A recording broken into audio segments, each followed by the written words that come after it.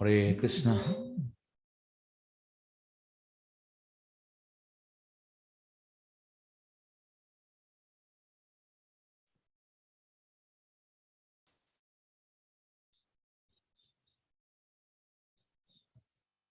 ಹರೇ ಕೃಷ್ಣ. ಎಲ್ಲರಿಗೂ ಸ್ವಾಗತ. ಶ್ರೀಮದ್ ಭಾಗವತಂ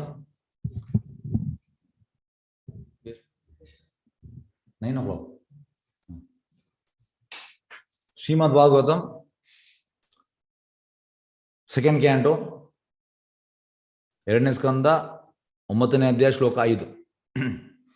ಸ ಆದಿದೇವ ಜಗತಾಂ ಪರ ಗುರು ಸ್ವಾದಿಷ್ಣ್ಯಾಂ ಆಸ್ಥಾಯ ಶಿಶಿಕ್ಷಯ ಐಕ್ಷತ ತಾಮ್ನ ಅಧ್ಯಗಚ್ಚತ್ ದೃಶಂ ಅತ್ರ ಸಮ್ಮತಾಂ ಪ್ರಪಂಚ ನಿರ್ಮಾಣ ವಿಧಿಯ ಭವೇತ್. ಅನುವಾದ: ಪ್ರಥಮ ಗುರು ಬ್ರಹ್ಮಾಂಡದ ಪರಮಶ್ರೇಷ್ಠನು ಆದ ಬ್ರಹ್ಮದೇವನಿಗೆ ತನ್ನ ಕಮಲಾಸನದ ಮೂಲವನ್ನು ಕಾಣಲಾಗಿಲ್ಲ. ಐಕ ಜಗತ್ತಿನ ಸೃಷ್ಟಿ ಕುರಿತು ಚಿಂತನೆ ಮಾಡುತ್ತಿದ್ದಾಗ ಅವನಿಗೆ ಅಂಥ ಸೃಷ್ಟಿ ಕಾರ್ಯದಲ್ಲಿ ಸರಿಯಾದ ದಿಗ್ದರ್ಶನವಾಗಲಿಲ್ಲ. ಅವನಿಗೆ ಅಂಥ ಸೃಷ್ಟಿಯ ವಿಧಾನ ತೋರಲಿಲ್ಲ. ಎಸ್ ನೋಡಿ, ಬ್ರಹ್ಮ ಫಸ್ಟ್ ಅಂತ ಹೇಳುವಂಥದ್ದು ಸ್ಪಿರಿಚುವಲ್ ಮಾಸ್ಟರ್, ಪ್ರಥಮ ಗುರು, ಅಥವಾ first living entity, supreme, universally supreme. ಅವನಿಗೆ ಟ್ರೇಸ್ ಮಾಡ್ಲಿಕ್ಕೆ ಆಗಲಿಲ್ಲ. ಅವನ ಲೋಟಸ್ ಸೀಟ್, ಕಮಲಾಸನ,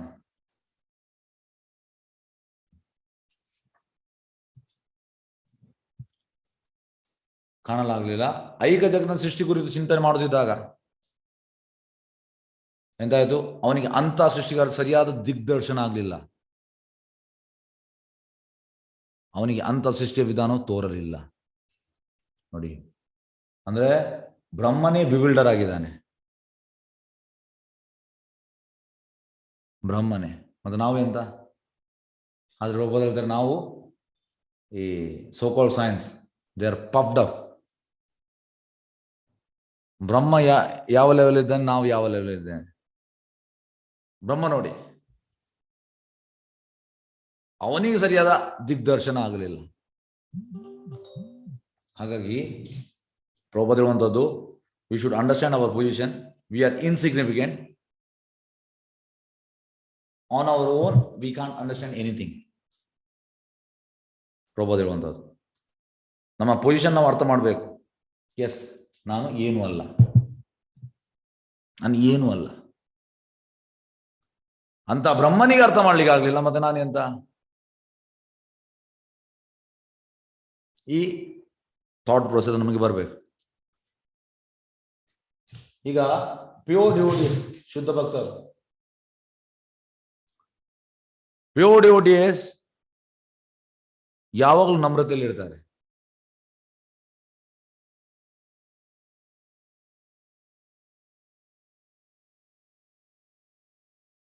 ಇವೊಂದು ಅವರು ಕ್ವಾಲಿಫೈ ಆಗಿದ್ರು ಕೂಡ ಅವರು ಎಂತ ಮಾಡುವಂಥದ್ದು? ನನಗೆ ಕ್ವಾಲಿಫಿಕೇಶನ್ ಇಲ್ಲ ಅಂತ. ಇದು ಶುದ್ಧ ಭಕ್ತರ ನೆಲೆ.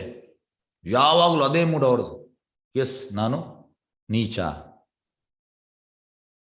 ನಾನು ತುಂಬಾ ನೀಚ, ನನಗೆ ಅರ್ಹತೆ ಇಲ್ಲ, ಹೀಗೆ ಇದಕ್ಕೊಂದು ಸಣ್ಣ ಉದಾಹರಣೆ ಹೇಳ್ತೇನೆ. ಈ ಉದಾಹರಣೆ ತುಂಬಾ ಸೂಕ್ತ. ಯಾಕೆ? ಈ ಮೆಟೀರಿಯಲಿಸ್ಟಿಕ್ ಜನರಿಗೋಸ್ಕರ ಈ ಉದಾಹರಣೆ ಸೂಕ್ತ. ರಘುನಾಥ್ ದಾಸ್ ಗೋಸ್ವಾಮಿ ಹಿರಣ್ಯ ಮಂಜುಮ್ದಾರ್ ಅವರ ಮಗ. ಹಿರಣ್ಯ ಮಂಜುಮ್ದಾರಿಗೆ ಆ ಟೈಮಲ್ಲಿ ತಿಂಗಳಿಗೆ ಎಷ್ಟು ಗೋಲ್ಡ್ ಕಾಯಿನ್ಸ್ ಇನ್ಕಮ್ ಇತ್ತಂದ್ರೆ, ಎಷ್ಟು 30,000 ಗೋಲ್ಡ್ ಕಾಯಿನ್ಸ್, ಏನೋ ಅಷ್ಟು. ತುಂಬಾ ಅದು ಹೆವಿ ಇನ್ಕಮ್. 500 ವರ್ಷ ಹಿಂದೆ ತುಂಬಾ ರಿಚ್ ಅವ, ಲ್ಯಾಂಡ್ ಲಾರ್ಡ್ ಆಗಿದ್ದ. ಮನೆಯಲ್ಲಿ ಎಲ್ಲ ವ್ಯವಸ್ಥೆ ಇತ್ತು. ಚಂದ್ರಮಾಮನ್ ಭೇಟಿ ಆದ್ಮೇಲೆ ಎಂತಾಗ್ತದೆ? ಟೋಟಲ್ ರಘುನಾಥ್ ದಾಸ್ ಗೋಸ್ವಾಮಿಗೆ ಅವರೊಟ್ಟಿಗೆ ಸೇರ್ಬೇಕಂತ ಆಗ್ತದೆ. ಮತ್ತೆ ತಂದೆಯಿಂದ ಮಾಡೋದಂದ್ರೆ ಅವರಿಗೆ ಒಂದು ಒಳ್ಳೆ ಹುಡುಗಿ ತೋರಿಸಿ ಮದುವೆ ಮಾಡಿರ್ತಾರೆ. ತುಂಬಾ ಚಂದ ಇರ್ತಾಳೆ, ಆದ್ರೆ ಅವರಿಗೆ ಅಟ್ರಾಕ್ಷನ್ ಇಲ್ಲ. ಅವ್ರು ಟೋಟಲ್ ಚೇತನ್ ಅವರು ಅವರ ಮೂವ್ಮೆಂಟ್ಗೆ ಜಾಯ್ನ್ ಆಗುವಂತ ಅವ್ರಿಗೆ ಇಚ್ಛೆ. ಲಾಸ್ಟ್ ತುಂಬಾ ಸತಿ ಮನೆಯಿಂದ ಎಂತ ಹೇಳುವಂತದ್ದು ತಪ್ಪಿಸ್ಲಿಕ್ಕೆ ಟ್ರೈ ಮಾಡ್ತಾರೆ. ಮತ್ತೆ ಅವರು ಜನರಲ್ ಇಡ್ತಾರೆ ಅವ್ರ ತಂದೆ. ಈ ರೀತಿ ಮಾಡಿ ಮಾಡಿ ಮಾಡಿ ಮಾಡಿ ಕಡೆಗೆ ಪಾಣಿಹತ್ತಿ ಫೆಸ್ಟಿವಲ್ ಆ ಟೈಮ್ಗೆ ನಿತ್ಯಾನಂದ ಪ್ರಭು ಬರ್ತಾರೆ ಅಲ್ಲಿ. ಮತ್ತೆ ನಿತ್ಯಾನಂದ ಪ್ರಭು ಒಳ್ಳೆ ಸೇವೆ ಮಾಡ್ತಾರೆ ರಘುನಾಥ ಗೋಸ್ವಾಮಿ. ಮತ್ತೆ ಅವರಿಗೆ ಅವಕಾಶ ಸಿಗ್ತದೆ. ಮತ್ತೆ ಅವರು ಜಗನ್ನಾಥಪುರಿಗೆ ಹೋಗ್ತಾರೆ. ಜಗನ್ನಾಥಪುರಿಗೆ ಹೋಗಿ ಅಲ್ಲಿ ಅವರು ಲ್ಯಾಂಡ್ ಲಾರ್ಡ್ನ ಮಗ ಎಲ್ಲ ತುಂಬಾ ಅವ್ರದ್ದು ಹಣ ಇತ್ತು. ಹಾಗಾಗಿ ಅಲ್ಲಿ ಚೈತನ್ಯ ಮಹಾಪ್ರಭುಗೆ ಅವರು ಫೀಸ್ಟ್ ಕೊಡ್ತಾರೆ. ಚೈತನ್ಯ ಸನ್ಯಾಸಿ, ಹಾಗಾಗಿ ಅಲ್ಲಿ ಅವರಿಗೆ ಫೀಸ್ಟ್ ಆಗ್ತಾರೆ. ಎಸ್,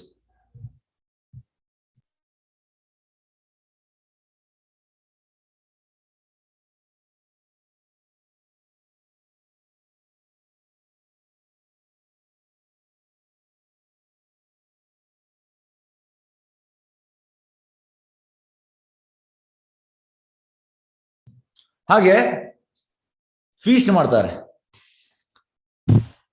ಫೀಸ್ಟ್ ಮಾಡಿದ ಮೇಲೆ ಚೇತನ್ ಬಾಬು ಫಸ್ಟಿಗೆ ತಿಂತಾರೆ ಬೇಜಾರಾಗಬಾರ್ದು ಅಂತ. ಮತ್ತೆ ಹೇಳ್ತಾರೆ, ಇದು ನಿನ್ನ ತಂದೆದು ಹಣ ಅಲ್ಲ, ಆ ರೀತಿ ಹೇಳ್ತಾರೆ. ಹಾಗೆ ಹಣವನ್ನು ಕೂಡ ರಿಜೆಕ್ಟ್ ಮಾಡ್ತಾರೆ. ಮತ್ತೆ ಫೀಸ್ಟ್ ಕೊಡು ಸ್ಟಾಪ್ ಮಾಡ್ತಾರೆ. ಮತ್ತೆ ರಘುನಾಥ್ ದಾಸ್ ಗೋಸ್ವಾಮಿ ಎಂತ ಮಾಡ್ತಾರೆ ಅಂದ್ರೆ, ಜಗನ್ನಾಥಪುರಿಯಲ್ಲಿ ನೀವು ನೋಡ್ಬೋದು, ಅಲ್ಲಿ ಎಂತ ಹೇಳುವಂಥದ್ದು ಪ್ರಸಾದ ಅಂದ್ರೆ ಕಂಟಿನ್ಯೂಸ್ ಆಗ್ತಾ ಇರ್ತದೆ. ಮತ್ತೆ ಅಲ್ಲಿ ಮಾರ್ಕೆಟ್ ಕೂಡ ಉಂಟು. ಅಲ್ಲಿ ಪ್ರಸಾದವನ್ನು ಹಣಕ್ಕೆ ನಾವು ತಗೊಳ್ಬಹುದು, ಪರ್ಚೇಸ್ ಮಾಡ್ಬೋದು. ಹಾಗೆ ಆ ಪ್ರಸಾದ, ಉಳಿದ ಪ್ರಸಾದವನ್ನು ಅಲ್ಲಿ ಡಸ್ಟ್ಬಿನ್ಗೆ ಹಾಕ್ತಾರೆ. ಇವ್ರು ಎಂತ ಮಾಡ್ತಿದ್ರು ಅಂದ್ರೆ, ಅಲ್ಲಿ ಡಸ್ಟ್ಬಿನ್ ಇದು ಹೋಗಿ ತೊಳೆದು ತಿಂತ ಇದ್ರು. ಸಿದ್ದಮ್ಮ ಹೇಳಿದ್ರಲ್ಲ ಎಂತ ಅಂದ್ರೆ, ನೀನು ವೈರಾಗ್ಯ ಅಂದ್ರೆ ಈಗ ತಂದೆ ಹಣ ಕೂಡ ಯೂಸ್ ಮಾಡಿದ್ರು, ಅದು ಕೂಡ ಯೂಸ್ ಮಾಡಿ ಸ್ಟಾಪ್ ಮಾಡಿದ್ರು ಅಂತ ವೈರಾಗ್ಯ ಬಂದು ಜಸ್ಟ್ ಅದನ್ನು ತೊಳೆದು ತಿಂತ ಇದ್ರು. ಚೇತನ್ ತಿಳಿತಾರೆ. ಚೇತನ್ ಮಹಾಪ್ರಭು ಹೇಳ್ತಾರೆ ರಘುನಾಥ್ ದಾಸ್ ಗೋಸ್ವಾಮಿ, ನೀನು ಈಗ ಒಳ್ಳೆ ಫೀಸ್ ತಿಂತ ಇದೆಯಾ? ಅವರಿಗೆ ಮುಲಾಜಾಗ್ತದೆ, ನನ್ಗೆ ಎಲ್ಲಿ ಉಂಟ ಅಂತ, ನನ್ಗೆ ಕೊಡುವುದಿಲ್ಲ ನೀನು ಅಂದ್ರೆ ಎಂತ ಹೇಳೋದು, ಹೊಲಸಿದು ಅದು ಅಲ್ಲಿ ಮಾರ್ಕೆಟಲ್ಲಿ ಬಿಸಾಡಿರುತ್ತೆ, ಅದು ನಾಯಿ ಎಲ್ಲ ತಿನ್ನುವಂಥದ್ದು, ಅದನ್ನು ವಾಶ್ ಮಾಡಿ ತಿಂತ ಇದೆ. ಹಾಗಾಗಿ ಇಲ್ಲಿ ಭಗವಂತನ ಅರ್ಥ ಮಾಡ್ಲಿಕ್ಕೆ ಹೇಗೆ ಆಗುವಂಥದ್ದು? ಭಕ್ತಿಯಿಂದ.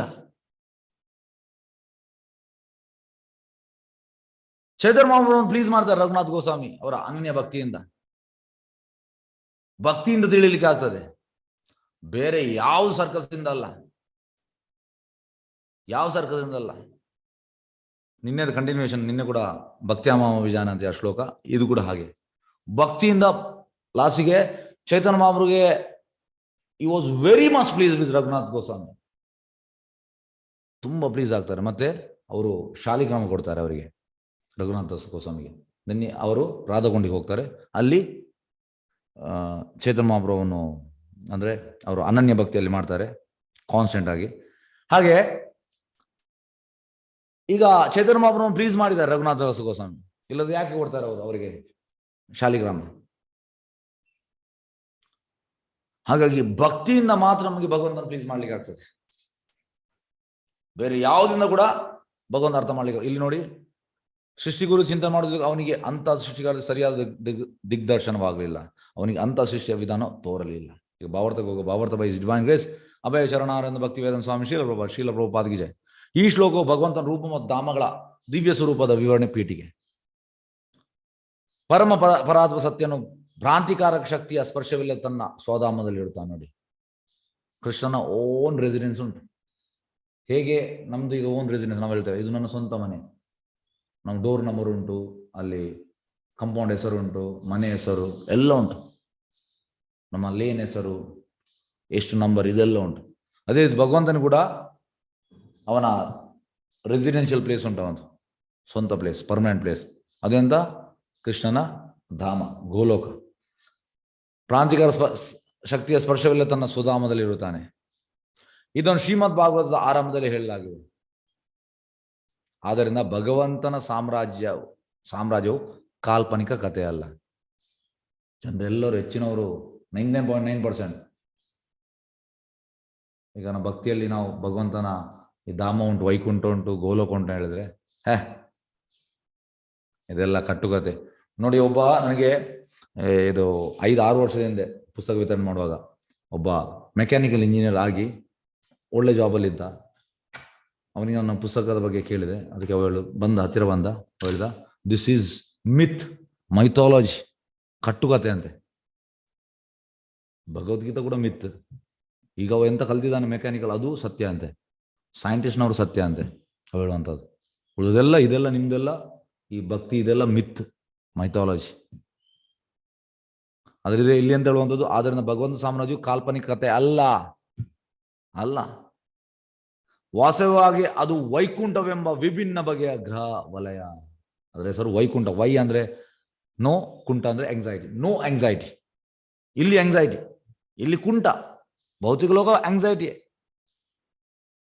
ಆದರೆ ಅಲ್ಲಿ ಎಂಗ್ಸೈಟಿ ಇಲ್ಲ.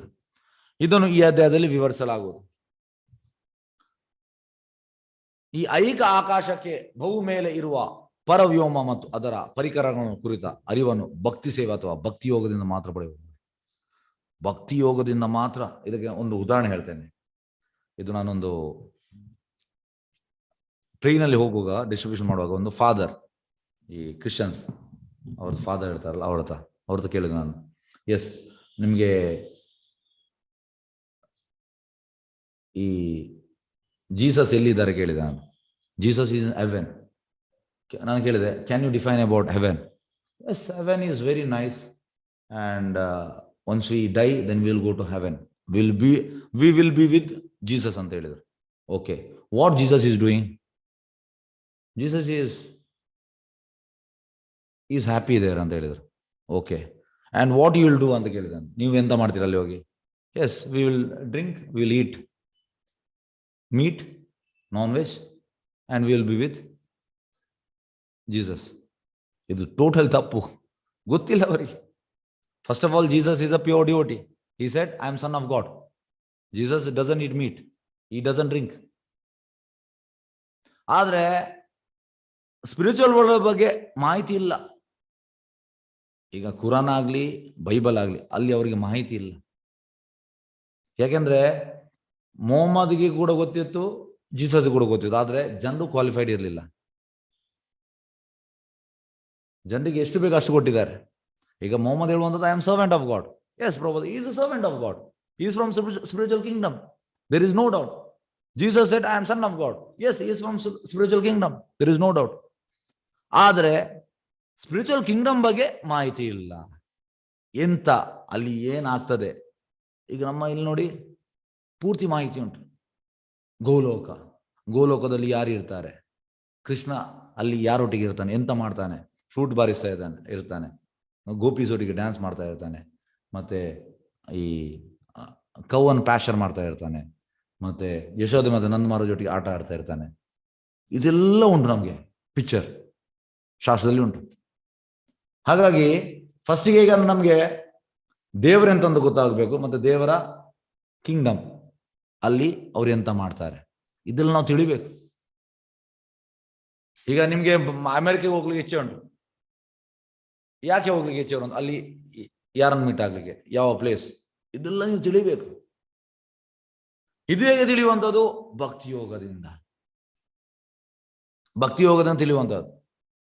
ಹಾಗಾಗಿ ಬಹು ಮೇಲೆ ಇರುವ ಪರಮ ವ್ಯೋಮ ಮತ್ತು ಅದರ ಪರಿಕರಣ ಕುರಿತು ಅರಿವನ್ನು ಭಕ್ತಿ ಸೇವೆ ಅಥವಾ ಭಕ್ತಿಯೋಗದಿಂದ ಮಾತ್ರ ಪಡೆಯಬಹುದು. ಬ್ರಹ್ಮನ ಸೃಷ್ಟಿ ಶಕ್ತಿಯು ಕೂಡ ಅವನಿಗೆ ಭಕ್ತಿಯೋಗ ಲಭ್ಯವಾಯಿತು. ಬ್ರಹ್ಮನಿಗೆ ಕೂಡ ಹೇಗೆ ಬಂತು ಶಕ್ತಿ ಸೃಷ್ಟಿಯ? ಭಕ್ತಿಯೋಗದಿಂದ. ಬ್ರಹ್ಮದೇವರು ಮೊದಲು ಸೃಷ್ಟಿಯ ವಿಷಯದಲ್ಲಿ ದಿಗ್ಭ್ರಾಂತರಾದರು.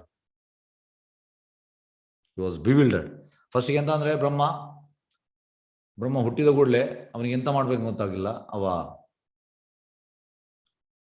ಬ್ರಹ್ಮ ಕೆಳಗೆ ಬರ್ಲಿಕ್ಕೆ ಸ್ಟಾರ್ಟ್ ಮಾಡಿದ.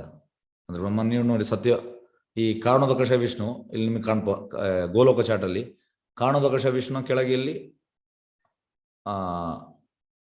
ಸತ್ಯಲೋಕ ಅಂದ್ರೆ ಬ್ರಹ್ಮಲೋಕ, ಅದರ ಕೆಳಗೆ ಮಹರ್ಲೋಕ, ಜನಲೋಕ, ತಪಲೋಕ, ಮತ್ತೆ ಸ್ವರ್ಗಲೋಕ, ಬೋರ್ಲೋಕ, ಭೂಲೋಕ, ಮತ್ತೆ ಆತಲ, ವೀತಲ, ಸೂತಲ, ತಲತಲ, ಮಹತಲ, ರಸತಲ. ಮತ್ತೆ ಇಲ್ಲಿ ಈ ಕಡೆಯಲ್ಲಿ ಬರುವಂಥದ್ದು ಕ್ಷೀರೋದಕಶ ವಿಷ್ಣು, ಇಲ್ಲಿ ಬರುವ ಗರ್ಭೋದಕಶ ವಿಷ್ಣು.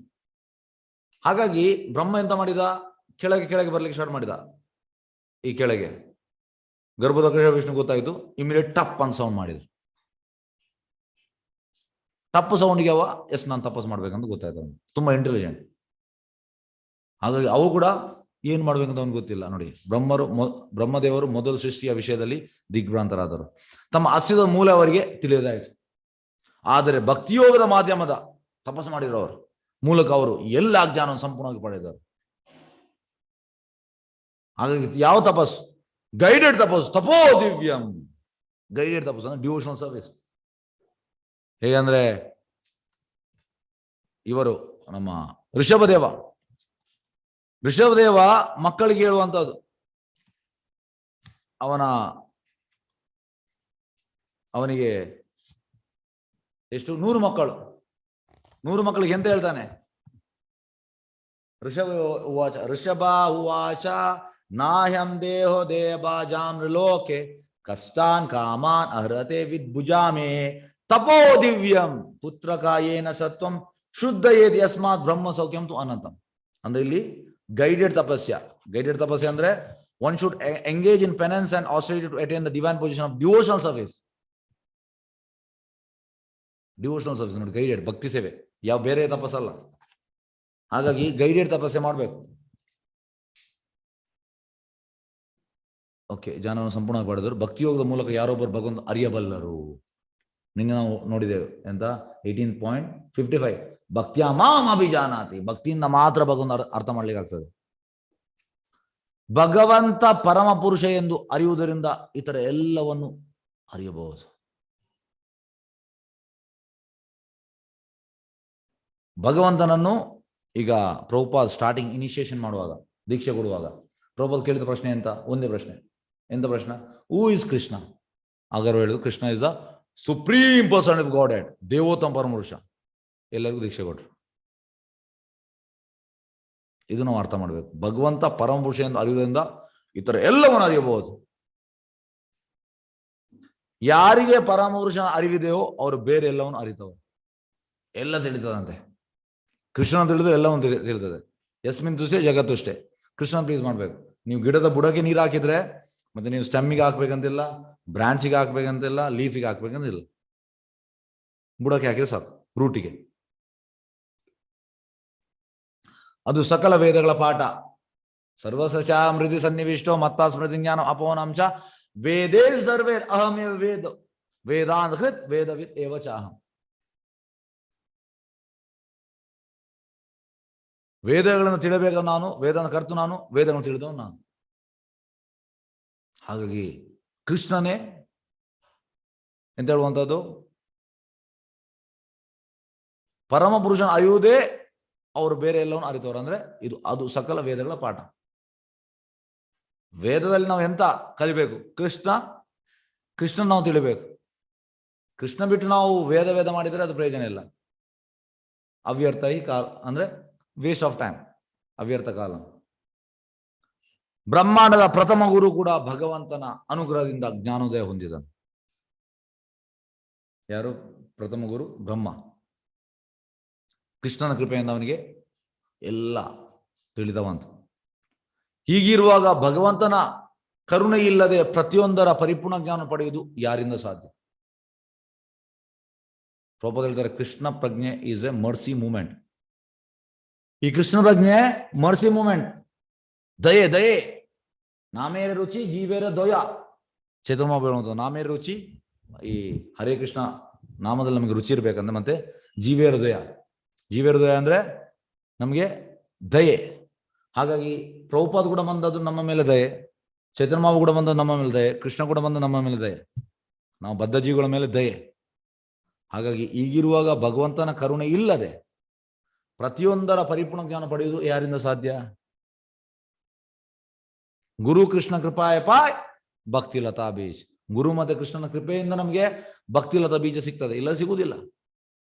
Mercy moment. ಯಾರಿಗಾದರೂ ಪ್ರತಿಯೊಂದರ ಪರಿಪೂರ್ಣ ಜ್ಞಾನ ಪಡೆಯುವುದು ಇಚ್ಛೆ ಉಂಟಾದರೆ ಅವರು ಭಗವಂತನ ಕರುಣೆಗೆ ಮೊರೆ ಹೋಗಬೇಕು ನೋಡಿ. ಕರುಣೆ ಇಲ್ಲದೆ ಸಿಗುವುದಿಲ್ಲ. Mercy, this moment is mercy moment. ಬೇರೆ ಮಾರ್ಗವಿಲ್ಲ. ಯಾರೇ ಆಗಲಿ ಸ್ವಪ್ರಯತ್ನ ಬಲದಿಂದ. ಈ ಸೋಕಾಲ್ಡ್ ಸೈನ್ಸ್ ಎಂತ ಮಾಡುವಂಥದ್ದು, ನನ್ನ ಪ್ರಯತ್ನದಿಂದ ಜ್ಞಾನದಿಂದ ನಾನು ತಿಳಿಯುತ್ತೇನೆ. ಎಸ್, ತಿಳಿಯಲಿಕ್ಕೆ ಆಗುದಿಲ್ಲ. ಕೋಟಿಗಳು ವರ್ಷ ನಾವು ಪ್ರಯತ್ನ ಮಾಡ್ಬೋದು, ಭಗವಂತ ತಿಳಿಯಲಿಕ್ಕೆ ಆಗುದಿಲ್ಲ. ಸ್ವಪ್ರಯತ್ನ ಇಲ್ಲ. ಮತ್ತೆ ಹೇಗೆ? ಗುರು ಕೃಷ್ಣ ಕೃಪಾಯಪಾಯ, ಕೃಪೆಯಿಂದ, ಕೃಪೆ ಮೂಮೆಂಟ್, ಮರ್ಸಿ ಮೂಮೆಂಟ್. ಸ್ವಪ್ರಯತ್ನದ ಬಲದಿಂದ ಅಲ್ಲ. ಯಾರೇ ಆಗಲಿ ಸ್ವಪ್ರಯತ್ನದ ಬಲದಿಂದ ಜ್ಞಾನವನ್ನು ಆರಿಸೋದು ವ್ಯರ್ಥವಾದ ಕಾಲನೇ ಸರಿ ನೋಡಿ. Waste of time, simply waste of time. ವ್ಯರ್ಥ ಅದು. ನಾವು ಈ ರೀತಿ ನಾವು ದಾಸರು. ನಾವು ಯಾರು ಶುದ್ಧ ಭಕ್ತ ಅವನ್ನ ನಾವು ಸೇವೆ ಮಾಡ್ಬೇಕಷ್ಟೇ. ಈ ರೀತಿ ಸೇವೆ ಮಾಡಿ ಮಾಡಿ ಮಾಡಿ ಮಾಡಿ ಮಾಡಿ ನಮ್ಗೆ ಗೊತ್ತಿಲ್ಲದಾಗ ನಮಗೆಲ್ಲ ತಿಳಿತಾ ಬರ್ತದೆ. ಯಾಕೆಂದ್ರೆ ಈ ಮೂಮೆಂಟ್ ಹಾಗೆ, ಮರ್ಸಿ ಮೂಮೆಂಟ್, ಕೃಪೆಯ ಮೂಮೆಂಟ್. ಕೃಪೆಯಿಂದ ನಮಗೆ ಸಿಗುವಂಥದ್ದು.